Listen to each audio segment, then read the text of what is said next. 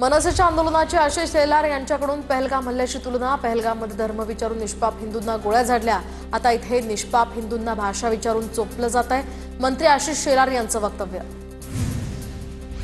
पहलगामचे दहशतवादी तुमचे कुणी होते का? पळून कसे गेले? ठाकरे गटाच्या किशोरी पेडणेकर यांचे आशिष शेलारांना सवाल। अमराठी माणसांवरचा अन्याय भाजप खपवून घेणार नाही। हिंदूंना चोपण्यात तुम्हाला जो आनंद मिळतोय तो अख्खा महाराष्ट्र पाहतोय। आशिष शेलार यांचं वक्तव्य। मनसेची मान्यता रद्द करा। भारतीय हिंदू सेनेचं निवडणूक आयोग आणि राज्यपालांना पत्र। भाषेच्या नावाखाली होणारी मारपीट सहन करणार नाही। प्रमोद सिंग यांची प्रतिक्रिया। अडवाणींनी हिंदीला विरोध केला नाही, हिंदुत्व सोडलं नाही। तुमच्या मुलांनी 3 भाषा शिकाव्यात, इतरांना शिकवू नये हा तुमचा दुराग्रह। राज ठाकरेंच्या त्रिभाषा सूत्रावरील टीकेला शेलारांचं उत्तर।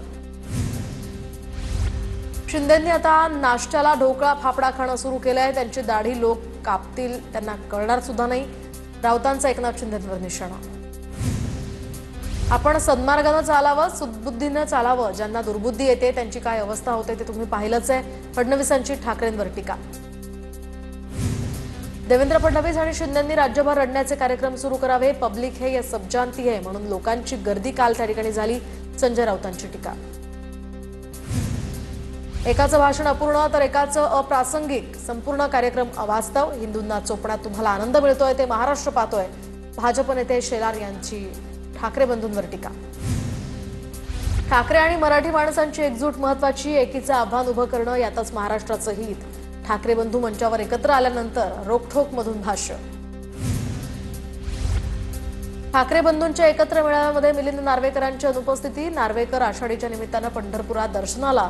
सर्व पक्षीयांच्या संपर्कात असलेले नार्वेकर मोक्याच्या क्षणीच गायब कसे? विजय मेळाव्यातील अनुपस्थितीवरून राजकीय वर्तुळात चर्चा।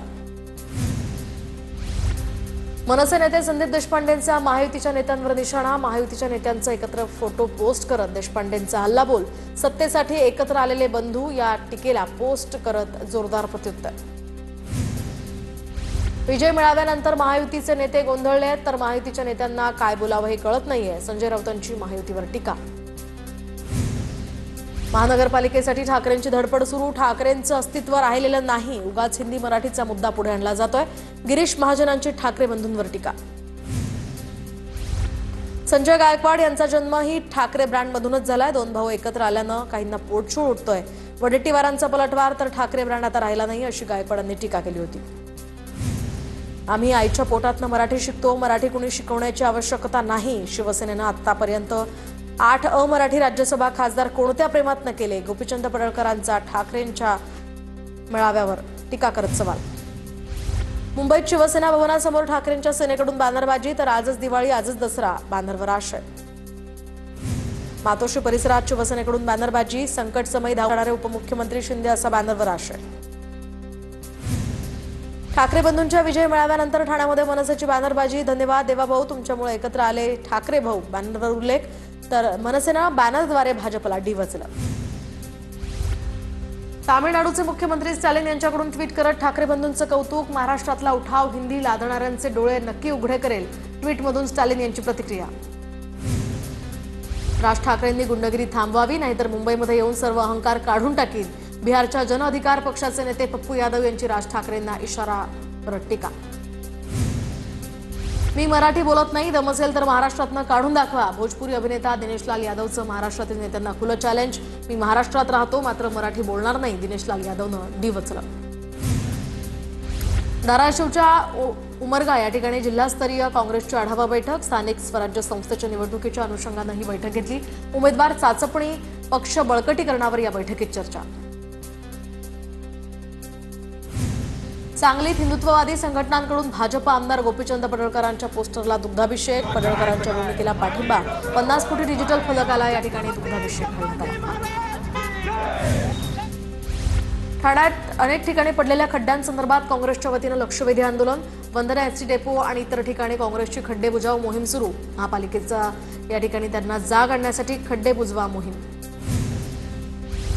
भंडाऱ्याच्या वैनगंगा नदीवरील नव्या पुलाचं केंद्रीय मंत्री नितीन गडकरी यांच्या हस्ते लोकार्पण। गडकरींकडून पुलाची पाहणी। पुलामुळे वाहतूक कोंडीपासून सुटका मिळणार। पंढरपुरात मुख्यमंत्री फडणवीसांच्या हस्ते शासकीय महापूजा संपन्न। फडणवीसांकडून सपत्नीक शासकीय पूजा। महाराष्ट्राची काळजी घेण्यासाठी माऊलींनी आम्हाला शक्ती द्यावी, बळीराजाला शक्ती द्यावी, मुख्यमंत्री फडणवीसांचं विठ्ठल रुक्मिणीकडे साकडं.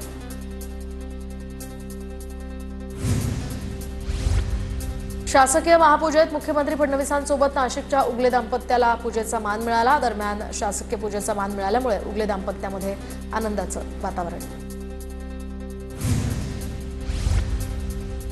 आषाढी एकादशी निमित्त विठ्ठल मंदिराच्या गाभाऱ्याला आकर्षक सजावट. विविध फुलांनी हे मंदिर अतिशय सुंदर पद्धतीने सजवलं.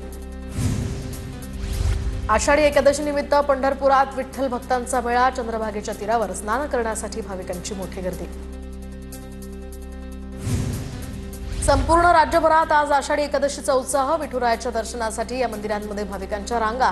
दर्शनानंतर महिला वारकऱ्यांमधून समाधान आणि आनंदही व्यक्त. रुक्मिणी मातेचं माहेरघर असलेल्या कौंडिण्यपुरामध्ये सुद्धा भाविकांची मांदियाळी. आषाढी एकादशी निमित्त कौंडिण्यपुरात उत्साहाचं वातावरण. कल्याणमधील बिर्ला मंदिरात उपमुख्यमंत्री एकनाथ शिंदेंनी विठुरायाचं दर्शन घेतलं. वारकऱ्यांसोबत ज्ञानदिंडीमध्ये उपमुख्यमंत्री शिंदेही सहभागी झाले. जळगावच्या पाचोऱ्यातल्या अंतुर्ली गावामध्ये आषाढी एकादशीचा उत्साह. आमदार किशोर पाटील यांच्याकडून विठ्ठलाची सपत्नीक महापूजा. सर्वांच्या आयुष्यात समाधान, शांतता आणि समृद्धी लाभो, विठुरायाला साकडं.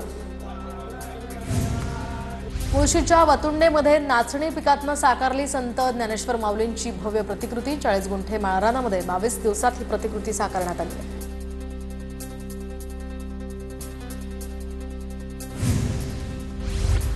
नागपूरच्या निर्मल नगरी परिसरातील गजानन मंदिरामध्ये फळांची आरास. 1005 किलो वजनाच्या विविध फळांची आरास. मंदिरात दर्शनासाठी भाविकांची मोठी गर्दी. अमरावतीच्या आशुतोष खंडारे यांनी पेन्सिलवर कोरले विठ्ठल रुक्मिणी. तर विठ्ठल रुक्मिणीची ही पेन्सिलवर मूर्ती कोरून भाविकांना शुभेच्छा. पेन्सिलवरील मूर्ती सोशल मीडियावर व्हायरल. पुण्यातील शिरूरच्या मांडणगड या फराटा इथल्या श्री वाघेश्वर विद्याधाम प्रशालेमध्ये पर्यावरण रक्षणाचा संदेश देणारी दिंडी. टाळ मृदुंगाचा गजर करत विद्यार्थी पालक मोठ्या संख्येने यामध्ये सहभागी. छत्रपती संभाजीनगरमधील प्रति पंढरपुरात विठुरायाच्या दर्शनासाठी भाविकांची मोठी गर्दी. प्रति पंढरपुरात मोठ्या प्रमाणात दिंड्या पोहोचल्या. आषाढी एकादशी निमित्त प्रति पंढरपूर समजल्या जाणाऱ्या हिंगोलीतल्या नरसी नामदेव या मंदिरामध्ये सुद्धा भाविकांची गर्दी. मराठवाड्यासह विदर्भातनं वारकरी नरसी नामदेव या ठिकाणी दाखल. परळी शहरातील संत जगतमित्र नागा मंदिरामध्ये या ठिकाणी आषाढी एकादशी निमित्त भाविकांची मोठी गर्दी. तर पहाटे 3 वाजता विधिवत पूजा. 5:30 वाजता या मंदिरामध्ये भाविकांच्या दर्शनासाठी गर्दी. आषाढी एकादशीच्या निमित्तानं नागपुरातल्या गुरुदेव नगर परिसरातही मैदानावर जमला भक्तांचा मेळा. मोठ्या उत्साहात नागरिक या दिंडीत सहभागी. भंडाऱ्यातील गणेशपूरच्या चित्रा वैद्यनं तुळशीच्या पानावर साकारली रांगोळी. अनोखी रांगोळी विठ्ठल भक्तासाठी आकर्षण. वाशिमच्या मंगरुळपीर या ठिकाणी YC CBSE इंग्लिश स्कूलमध्ये चिमुकल्या वारकऱ्यांची दिंडी. पर्यावरण संवर्धनाचा यातनं संदेश. विद्यार्थ्यांचा संतांची वेशभूषा करीत यात सहभाग.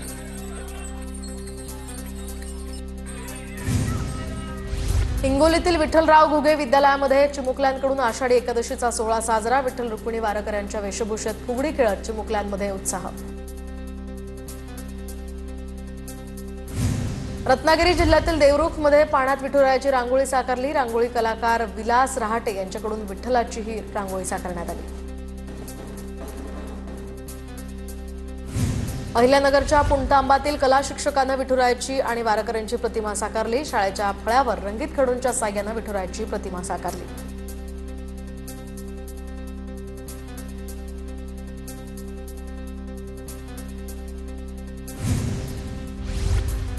आषाढी एकादशीचा कोकणात सुद्धा उत्साह पाहायला मिळाला. रत्नागिरीमध्ये निघाली सायबर वारी. तर सायबर क्राईम रोखण्यासाठी रत्नागिरीमध्ये अनोखी वारी.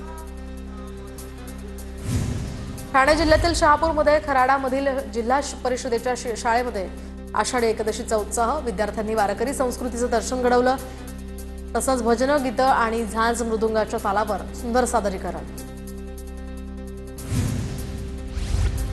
करमाळा तालुक्यातल्या पाथुर्डी या ठिकाणी जिल्हा परिषद शाळेतील शिक्षिका सुरेखा चौरे यांनी विठ्ठलाचं अप्रतिम चित्र साकारलं. सणाचं महत्त्व आणि महाराष्ट्राच्या संस्कृतीची करून दिली ओळख. आषाढी एकादशी निमित्त कल्याणमध्ये विद्यार्थ्यांची ज्ञानदिंडी, तर उपमुख्यमंत्री एकनाथ शिंदे बिर्ला स्कूल आणि बिर्ला कॉलेजच्या विद्यार्थ्यांच्या हरिनामात सहभागी. हिंगोलीतील औंढा नागनाथ मंदिरामध्ये आमदार संतोष बांगर यांच्याकडून सपत्नीक पूजा. आषाढी एकादशी निमित्त शेतकऱ्यांसाठी या ठिकाणी प्रार्थना. नाशिकच्या आळंदी यानंतरचं संत ज्ञानेश्वरांचं दुसरं मंदिर, तर आषाढी एकादशीच्या निमित्तानं विठ्ठल रुक्मिणीला अभिषेक करून साज शृंगार. एकादशी निमित्तानं हरिपाठ भजन सोहळा पहाटेपासूनच या ठिकाणी सुरू. पंढरपूरप्रमाणे साईबाबांच्या शिर्डीमध्ये सुद्धा आषाढी एकादशीचा उत्साह. शिर्डी माझे पंढरपूर म्हणत हजारो साईभक्त दर्शनासाठी शिर्डीत. साई मंदिरात आकर्षक अशी फुलांची सजावट. सिंधुदुर्ग जिल्ह्यातील देवगड गव्हाणे या ठिकाणी आषाढी निमित्त घोंगडीवर पांडुरंगाची कलाकृती साकारली. चित्रकार अक्षय मेस्त्री यांनी ॲक्रिलिक कलर वापरून साकारलं 7 फूट उंच आणि 4 फूट लांब असं चित्र. शिर्डीमध्ये आषाढी निमित्त संत प्रसादालय या ठिकाणी साबुदाणा खिचडीचा महाप्रसाद, तर 5000 किलो साबुदाणा, 4000 किलो शेंगदाणे, 2500 किलो बटाटे, 750 किलो शेंगदाणा तेल वापरून खिचडी, तर शेंगदाणा आमटीचाही प्रसाद. कोंडव्यातील अत्याचार प्रकरणात तरुणीनं दिलेल्या तक्रारींसंदर्भात संभ्रम. कोंडव्यातील अत्याचार प्रकरणामध्ये तरुणीच्या मित्राला नोटीस. पोलिसांनी तपासात सहकार्य करण्यासंदर्भात नोटीस. तरुणाला पुणे शहराबाहेर जाण्यास पोलिसांकडून मनाई. दौंडमधील वारीला जाणाऱ्या अल्पवयीन मुलीवर अत्याचार प्रकरणी 2 आरोपींना अटक, तर 3 दिवसांनंतर आरोपी आमिर पठाण, विकास सातपुतेला पकडण्यात यश. मुंबईमध्ये सावत्र वडील आणि रिक्षा चालकाकडून अल्पवयीन मुलीवर लैंगिक अत्याचार. जन्म दिलेल्या आईनंच पैशांसाठी मुलीला वेश्या व्यवसायात ढकललं. चारकोप पोलिसांकडून आरोपी आई आणि वडिलांसह 3घांनाही अटक. सिंधुदुर्गच्या कणकवलीतल्या महामार्गावर ट्रकचा अपघात. चालकाचं गाडीवरचं नियंत्रण सुटल्यामुळे अपघात झाला. सुदैवानं कोणतीही जीवितहानी नाही. येवला तालुक्यातल्या खामगाव परिसरामध्ये सौर ऊर्जा प्लांटच्या वायरची चोरी, तर 10 ते 12 शेतकऱ्यांकडून तालुका पोलिसात गुन्हा दाखल. चोरट्यांचा बंदोबस्त करण्याचीही मागणी. बीडच्या केस तालुक्यातल्या एका गावात गतिमंद मुलीचा विनयभंग. आरोपी विरोधात केस पोलिसांकडून अधिकचा तपास सुरू. पुण्यात जन्मदात्या आईवडिलांकडून 40 दिवसांच्या मुलीची विक्री. 7.5 लाख रुपयांमध्ये मुलीची विक्री करणाऱ्या आईवडिलांसह 6 जणांना अटक. येरवडा पोलिसांची कारवाई. वाशिम शहरामध्ये मोटरसायकल चोरीच्या घटनांमध्ये वाढ, तर सराईत गुन्हेगारांकडून 7 मोटरसायकलींची चोरी उघडकीस. 2 जणांना पोलिसांकडून अटक. अधिकचाही तपास सुरू. धुळ्यामध्ये घराचं छत कोसळल्यामुळे वृद्ध महिलेचा मृत्यू. रात्रभर सुरू असलेल्या पावसामुळे घराचं छत कोसळलं. मध्यरात्री झोपेत असताना घडली दुर्घटना. नाशिकमध्ये अंत्यसंस्कारासाठी प्लास्टिकचा आधार घेण्याची वेळ. स्मशानभूमीला शेडच नसल्यामुळे मृतदेहाची अवहेलना. जांभूळपाडा गावातली घटना. नागपूर जिल्ह्यातल्या नेरी परिसरामध्ये पत्नीची पतीसमोरच कान्हा नदीत उडी, तर पती पत्नीनं एकत्रित फोटो काढल्यानंतर अचानक पत्नीनं नदीत उडी मारल्याची माहिती. राज्यात पुढील 2 दिवस मुसळधार ते अतिमुसळधार पावसाची शक्यता. पुढील काही दिवस पुणे जिल्ह्यातील घाट माथ्याला हवामान खात्याचा रेड अलर्ट जारी. अरबी समुद्रात चक्राकार वारे. राज्यात पावसाचा जोर वाढणार. 5 ते 9 जुलै दरम्यान वादळी वाऱ्यासह पावसाची शक्यता. पुणे हवामान खात्याचा अंदाज. नाशिकचं गंगापूर धरण 60% जास्त भरलं. गंगापूर धरणातील पाण्याचा विसर्ग वाढवला. गंगापूर धरणातनं 5186 क्युसेकनं गोदावरीमध्ये पाण्याचा विसर्ग. नाशिकच्या संगमेश्वर धबधब्यावर जाण्यास पर्यटकांना मज्जाव. गंगापूर धरणातनं पाण्याचा विसर्ग वाढवल्यामुळे पाणी पातळीत वाढ. सुट्टीमुळे पर्यटकांची इथे गर्दी होत असते, मात्र अनुचित प्रकार घडू नये यासाठी पोलीस बंदोबस्त तैनात. नाशिकात सध्या मुसळधार पावसाच्या हजेरी. गोदावरी नदीच्या पाणी पातळीत वाढ. गंगापूर धरणातनं गोदावरी नदी पात्रात पाण्याचा विसर्ग. नदी किनाऱ्यावरील अनेक मंदिरं पाण्याखाली. नालासोपाऱ्यामध्ये पावसामुळे मुख्य रस्ते पाण्याखाली. आचोळे, नगिनदास पाडा यासह संकेतेश्वर नगर आणि गालानगरमधील रस्त्यांवर पाणीच पाणी. नाशिकमधील रामकुंडात पाण्याचा विसर्ग वाढल्यामुळे आता तरुण अडकला होता. स्थानिक तरुणांनी रेस्क्यू टीमनं या तरुणाला बाहेर काढलं. तरुणाला सुखरूप बाहेर काढल्यानं दुर्घटना टळली.